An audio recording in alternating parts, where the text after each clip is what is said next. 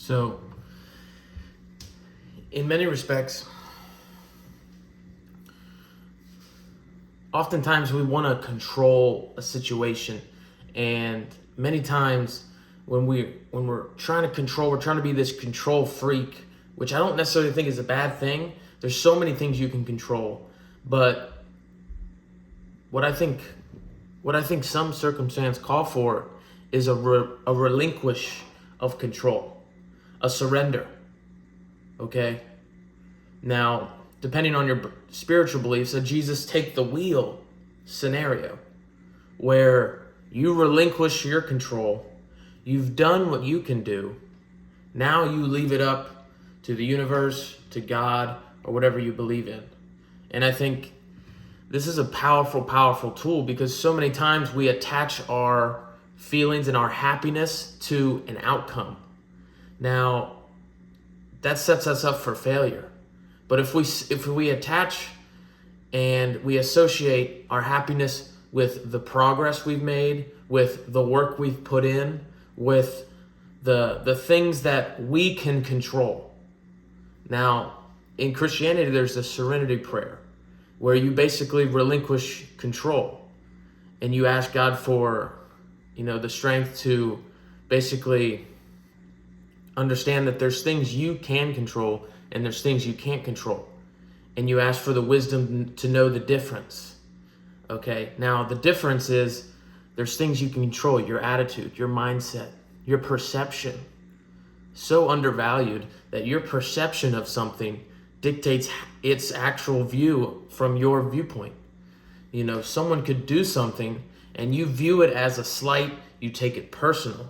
That's a completely different angle than, that was interesting. Why did they do that? Okay, they may have things going on. People rarely do things, and 99% of the time it's not personal. And one of the greatest things you could ever take away, if you took away one thing, was to never take anything personal. Because 99% of the time it's not. 99% of the time, they might have just been having a bad day and then they came in contact with you. Or so many things happen in their life, they're looking for someone to blame and then there's you. Or they got something going on and you say something, they take it the wrong way, they take it out on you.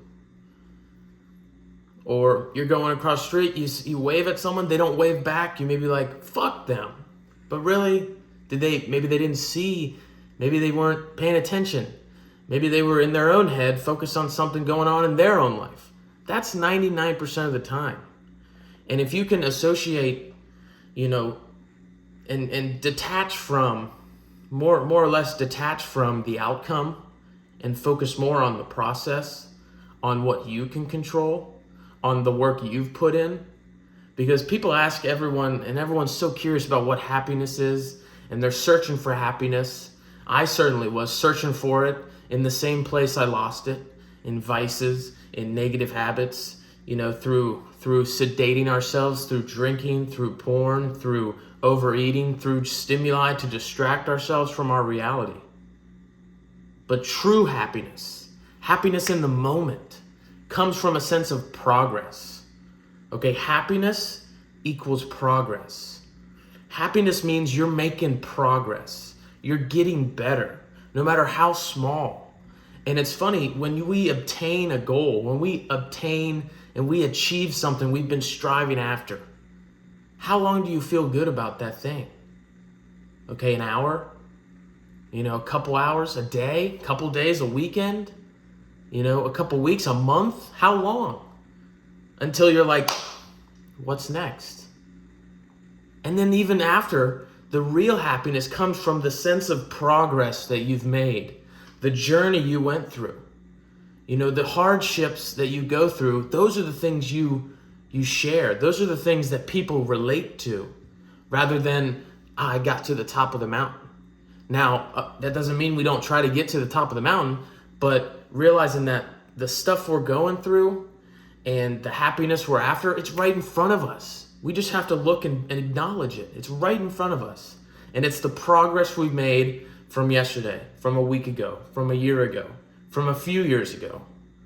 I still I've deleted Snapchat, but I re-downloaded it because I wanted to see some memories. And I was looking through a memory. It was 6 years ago today, and my face was fatter.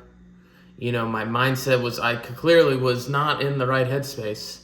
And I was rolling this blunt, and I was probably on some other drugs, and I was completely sedated. I had 30 more pounds on me. I was probably a lot more depressed, depending, of the music I was listening to.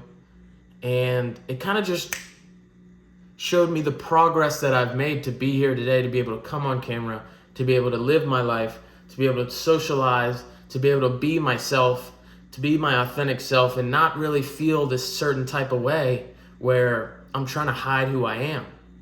And I would encourage you guys to be weird, to be funny, to be random, to be who you are, because you never know who might love the person you're trying to hide.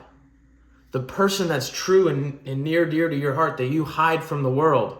You go into that corporate job and you put on that mask, and very few people know who you truly are. Or you meet this person and you're so worried about how they're going to view you, you put on this mask. Or you meet this person, you're afraid, and it's been maybe suggested to us in our youth or through negative, fearful thoughts that if I truly show who I am, I'll be betrayed. If I really open up to this person, they'll reject me.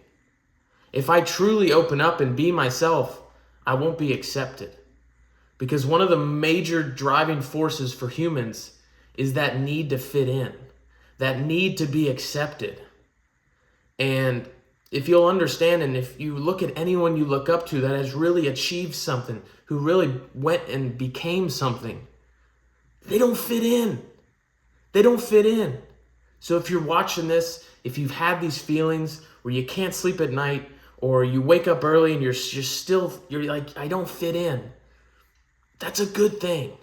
It's a good thing to not fit in, because normally when we fit in, we sacrifice our true selves. We sacrifice so much of our uniqueness to fit in and be in line. And it's so rare today that people are themselves. And the truth is, they want to be themselves. But there's these things holding them back. The fear of criticism, the fear of not fitting in.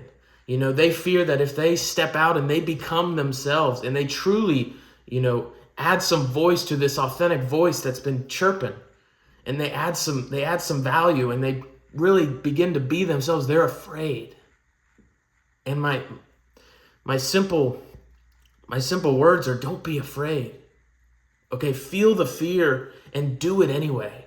Fear the fear of criticism. Like, oh, if I say this, I might be criticized. What are they going to think? What are they going to think? What do they think? Boom. That should be, man, I'm on the right track.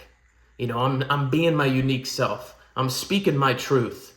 Because as you speak your truth, you give light and you give courage to the others that are hesitant to speak their truth. Okay? And it's not this